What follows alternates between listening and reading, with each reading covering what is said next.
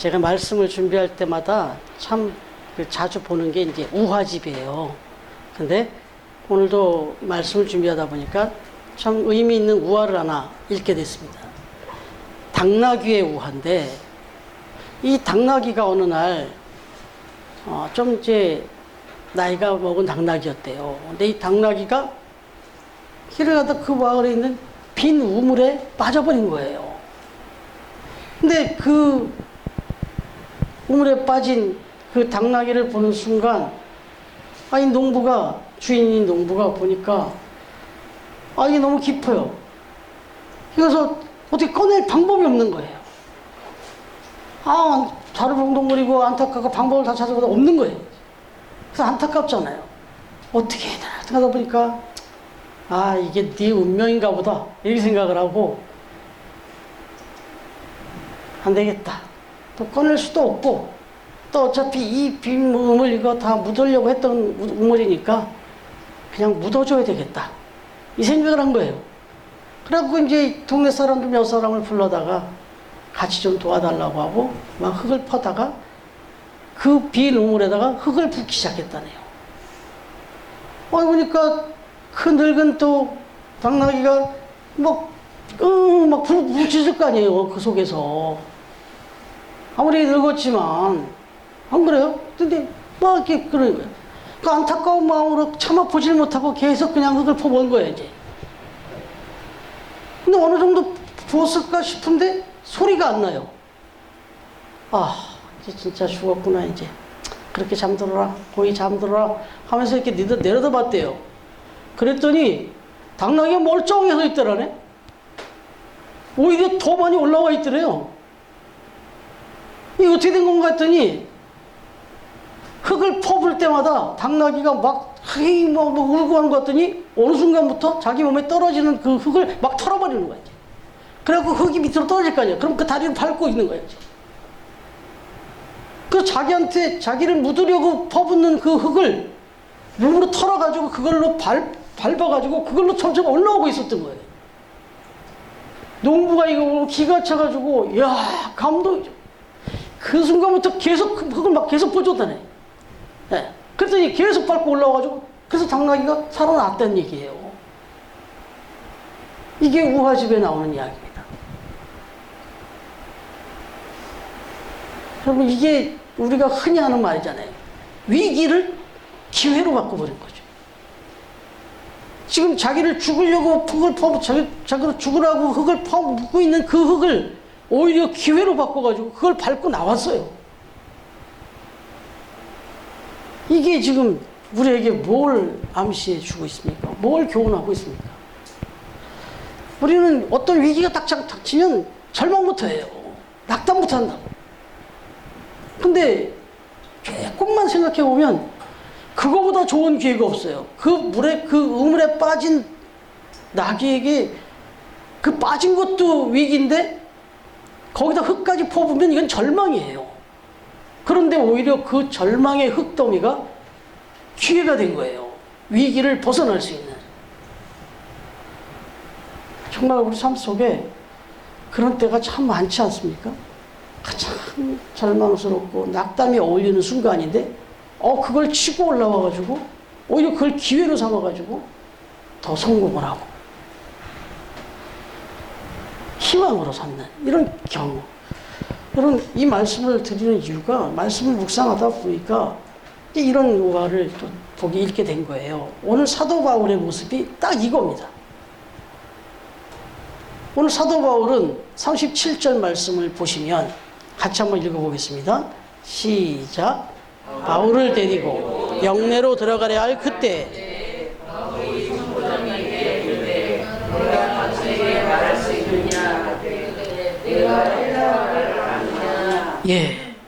여러분, 이 말이 이제 시작인데 무슨 뜻인가 한번 생각해 보시면, 이미 우리가 묵상해온 대로 소아시아에서 에베소에서 막 달려왔던 그 광신적인 유대교인들, 이들이 이 사도 바울을 붙잡았잖아요. 그래갖고 성전 안으로 끌고 왔단 말이에요. 그리고 또 성전 밖으로 끌려 나왔어요. 그래갖고 막 태장을 맞았어요. 엄청나게 권장을 맞은 거죠. 그래서 그냥 거의 죽음 직전에 갈 정도로 그렇게 그냥 심하게 맞고 이제 사도 바울을 거꾸로 어떻게 신원해달라, 이거 좀 재판을 해달라고 이제 자기들의 불법을 합리화시키려고 했는데, 마침 그때 찾아온 이 로마의 천부장이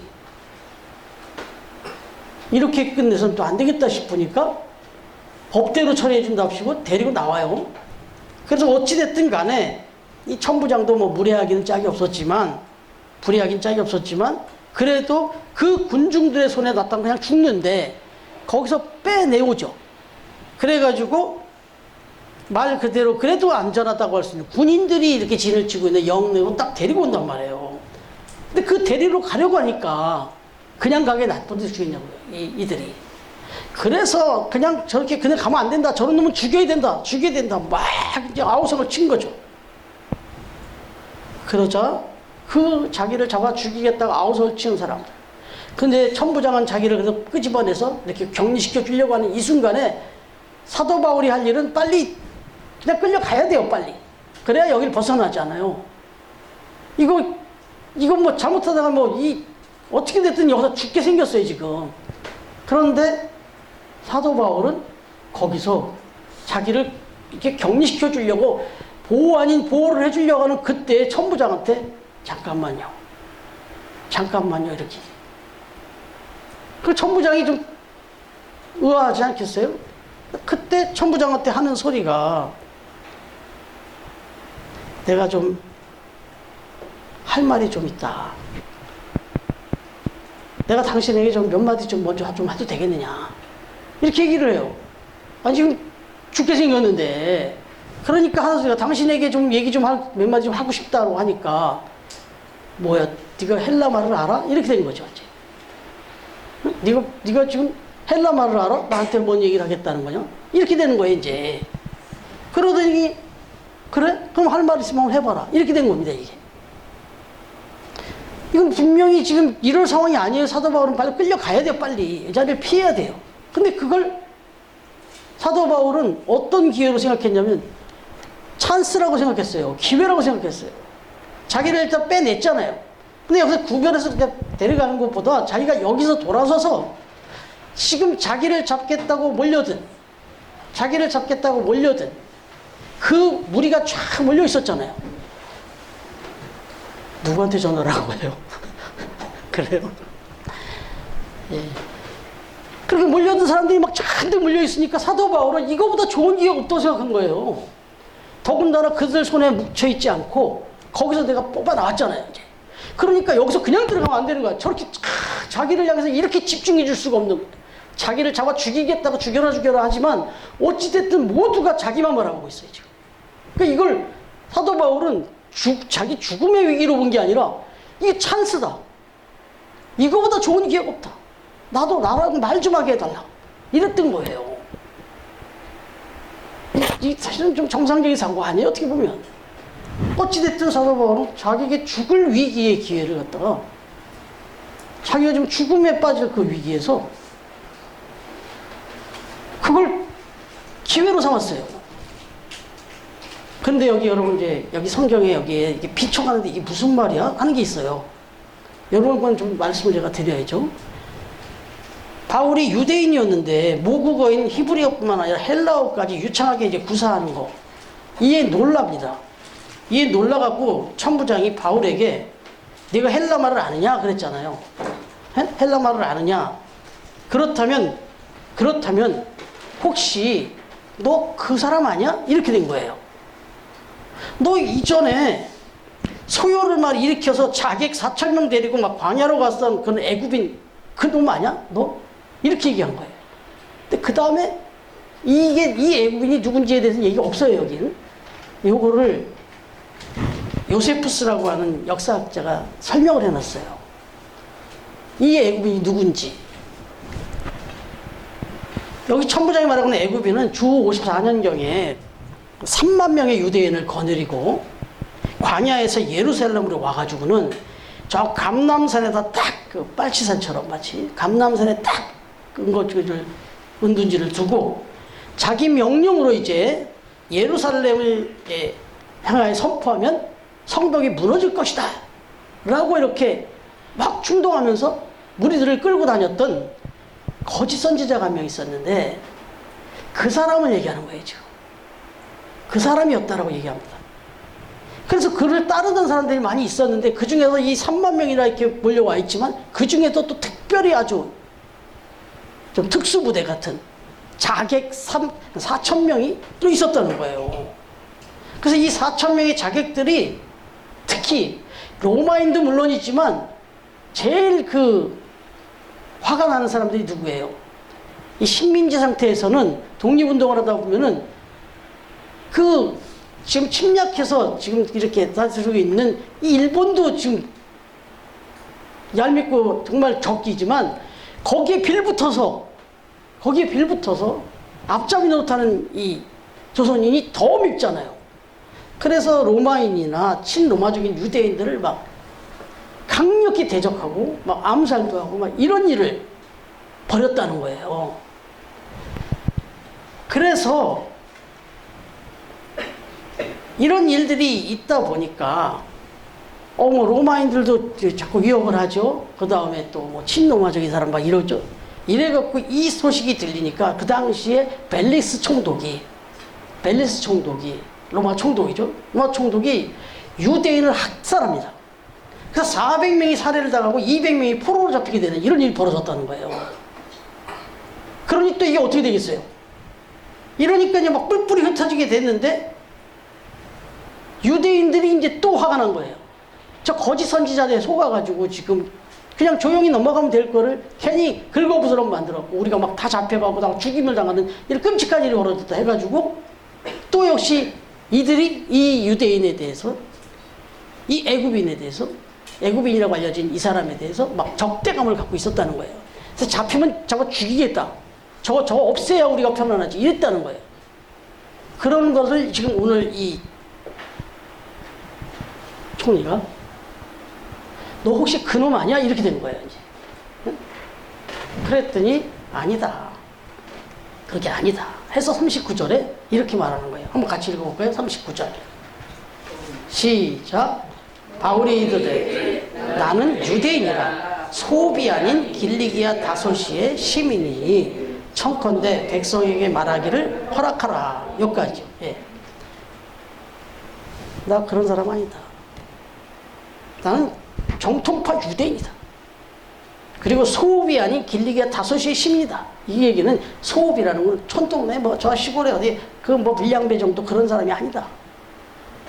나는 거의 수도에 가까운 정말 이 지금은 특할시, 직할시, 광역시 같은 그런 다소시예요. 그 다소시의 시민이다. 그런 고민하지 마시고 나 그런 사람 아니니까 나 정정당당하게 할 말이 있으니까 나에게 말할 수 있는 기회를 주세요. 이렇게 얘기를 한 거예요. 그러자 이제 이 당당함과 이 모습을 보니까 이 총리가 이거 내가 괜히 그랬구나. 이 천부장이 이제 그래? 그러면 이제 이야기해봐라. 이렇게 된 거예요. 이게 이제 어디서 이어지냐면 오늘 말씀 40절 끝부분에서 이제 22장 1절로 넘어가면서 다음부터 묵상할 내용이 그 내용이에요. 이제 어떤 내용을 하는지 장황하게 나옵니다. 그럼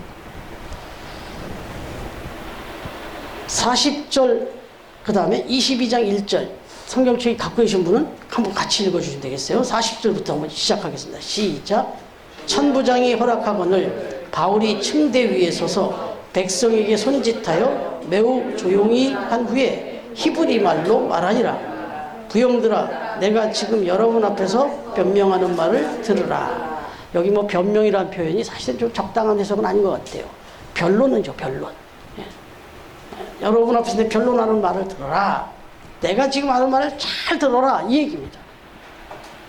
여러분, 다시 말씀드리지만 사도 바울은 이제 어떤 얘기했는지 다음 주부터 묵상할 거니까 여기까지만 묵상을 하면 바울은요, 자신에게 찾아온 그 최악의 위기를 최고의 기회로 바꿨어요.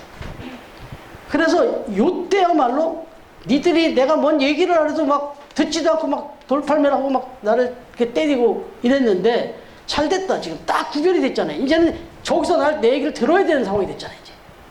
그러니까 여기서부터 이제 쫙 얘기가 나가는데, 이게 사도 바울의 멘탈이었어요. 항상 이랬어요, 사도 바울은. 언제나 자기에게 위기가 찾아올 때마다 낙담하거나 절망하지 않고 그거를 기회로 생각했어요. 형통할 때든 공부할 때든 항상 자기는 모든 걸 다 기회로 봤어요. 그 사람의 직업이 뭐죠? 사도 바울의 직업이 텐트 만드는 텐트 메이커였어요. 그런데 그 텐트 메이커, 자기가 텐트 만드는 그 일도, 아, 이걸 통해서 내가 이걸 일을 하면서 내가 복음을 전하면 누구한테 내가 신세지거나 아쉬운 소리 안 하고 너무 의존하지 않고도 내가 마음껏 복음을 전할 수 있겠구나 해갖고 이걸 자기의 그 직업을, 자기에게 준 그 달란트를 복음 전하는 기회로 삼았어요. 어떤 사람들은 그것 때문에 이거 할 수가 없다고 그러는데, 바울은 그것 때문에 이걸로 복음을 전할 수 있다 이렇게 생각했고, 그리고 그가 그동안에 배웠던 학문, 언어 이런 것들도 이게 이때루야미였구나 하고 복음 전하는데 그런 변론의 방법 또는 그 헬라어 또는 히브리어 이걸 막 이때 막 써먹어요. 이런 것들이 요때 적절하게, 지금 히브리 말로 했다고 그러잖아요. 또 아까 그 천부장한테는 헬라어로 얘기하고, 이걸 자기에게 주어진 이 기회와 그동안 쌓아왔던 학문을 다 기회로 삼았어요. 도구로 삼았어요. 자신의 출신 지역마저도, 신분마저도 이방인을 전도하는 효과적인 게, 로마 시민권 가진 것도 이건 내가 이방인들을 향해서 복음 전하는데 도움이 되겠구나, 다 그 생각을 했어요. 그리고 무엇보다도 다 토탈을 해보면 사도 바울은 매 순간을 이게 나한테 주어진 마지막 기회일 수 있다는 생각을 하고 그 기회를 절대 안 놓쳤습니다. 다음 기회로 밀지 않았다는 거예요. 자기에게 주어지는 순간순간 상황이 벌어지면 이걸 기회로 받고, 이 기회는 다시 안 올 기회라고 생각하고 아주 절호의 기회라고 생각하고 거기다 다 올인을 해버렸다는 거예요. 여러분, 오늘 본문에서 바로 그 상황 속에서, 이 최악의 상황에서 내가 지금 하는 말을 잘 들으십시오. 지금 쭉 끌려가서 또 천부장한테 또 어떤 변고를 당할지도 모르는데, 내가 하는 말을 잘 들으십시오. 이거는 다음 주에 말씀드린 대로 무슨 말을 하는지 정말 또 기가 막힌 말들이 나오는데, 여기서 제 말씀을 마무리하면, 여러분, 유명한 이야기가 하나 있습니다. 페더스톤이라고 있습니다. 캐나다에 페더스톤이라는 분이 있는데, 이 그리스도인이에요. 근데 이분이 젊은 나이에 20대 중반에 혀에서 암이 발생이 됐습니다. 설암이라고 하나요? 이 암이 봤는데 이게 그 당시에 치명적인 암이었는데, 그래서 일단은 혀를 잘라내야 되는 수술을, 절단 수술을 받아야 되는 상황이 됐습니다. 의사가 묻죠. 이제 혀를 자르게 되면 말도 못하게 될 텐데 혹시 마지막 하고 싶은 얘기가 있습니까? 이렇게 물었어요. 그랬더니 이 젊은 웨더스톤이, 주님을 더욱 사랑합니다. 이전보다 더욱 주를 사랑합니다. 지금 위기가 왔고 혀를 잘리고 이젠 더 이상 말할 수 없는 상황이 벌어졌는데 하고 싶은 말이 없나 그랬더니, 주님 사랑합니다. 더욱 사랑합니다. 이전보다도 더욱 사랑합니다. 건강했을 때 그때보다도, 지금 혀가 잘리고 이제 말을 못하는 상황이 되어지지만 나는 이전보다 더욱더 주님을 사랑합니다. 이렇게 고백을 합니다. 여러분, 이게 이제 같이 부를 찬양이에요. 315장 내 주 되신 주를 참 사랑하고, 이 곡을 쓴 작사자 윌리엄 랄프 헤더스톤이에요. 가사 우리가 찬양하겠지만 제가 한 번만 더, 이분이 27살의 나이로 결국 하나님 부름을 받습니다. 근데 이분의 이 고백은 지금 우리에게 계속해서 전해오고 있잖아요. 100년이 넘도록. 내 주 되신 주를 참 사랑하고 곧 그에게 죄를 다 구합니다. 큰 은혜를 주신 내 예수시니 이전보다 더욱 사랑합니다. 3절에 보면 내 평생에 힘쓸 그 큰 의무는 주 예수의 덕을 기림이라. 숨질 때까지 내 할 말씀은 이전보다 더욱 사랑합니다. 이 나이가 지금 70, 80대가 아니라니까요. 20대 중반의 청년이 이렇게 고백을 하고 그렇게 하나님 부름을 받았어요. 그래서 이 찬양을 우리가 부를 때 좀 더 다른 마음으로, 그래, 내 할 말, 내가 마지막, 아니 내가 여기 이 순간이 끝이라고 생각하는 그 순간에 내가 할 말이 있다면 어떤 고백이겠는가. 여러분, 이런 고백을 한 사람이 내 가족에게는, 내 이웃에게는 악담하고 뭐 불편한 얘기하고 살았겠습니까? 그렇습니다. 저와 여러분에게도 순간순간 무슨 일이 닥치든 왜 하필 이런 일이야? 왜 이 모양이야? 좀 이렇게 됐으면 하는 일들이 얼마나 많이 생깁니까? 근데 그때마다 사도 바울이나 이런 믿음의 사람들은 그걸 다 기회로 봤어요. 뭐지? 이건 또 어떤 기회가 있는 거지? 이렇게 봤다는 거예요. 그러니까 매 순간이 설레고 매 순간이 기대하는 거예요. 절망과 낙심이 아니라 계속해서 그렇게 정말 저와 여러분에게 주어지는 매일의 순간의 삶도 이건 나에게 주어지는 생각지 못했던 일이 벌어질수록 이건 또 뭐지? 이건 무슨 또 기회지? 이런 생각을 갖고 살면 절대 낙심하지 않고 낭망하지 않고 정말 승리하며 살 수 있다. 이런 얘기입니다. 그리고 우리 신앙으로 한 걸음 더 나간다면 지금보다 지금 모든 게 건강하고 감사 제목이 넘쳐나는 이때보다도 때로는 힘들고 어려운 일이 벌어지면 주님 이제야 비로소 내 진심을 보여드릴 수 있겠네요. 내가 내 삶에 뭐가 형통하고 뭐가 잘 되니까 그때 내가 주님을 사랑한다고 했던 것이 아니라 이렇게 힘들고 어려워도 나는 정말 주님을 사랑한다는 것을 고백할 수 있어서 너무 좋은 기회입니다. 이렇게 신앙생활을 해야 이 신앙이 정말 하나님 기뻐하시고 하나님 감동하시는 그런 신앙생활이 될 줄로 믿습니다. 믿습니다. 네. 오늘 우리 사랑하는 참 가족들 늘 이 믿음으로 승리하며 언제나 절망이 아니라 소수 실망이 아니라 희망과 기쁨 속에 살아가도록 그렇게 살아가는 천국족 되기를 주님의 이름으로 축원합니다.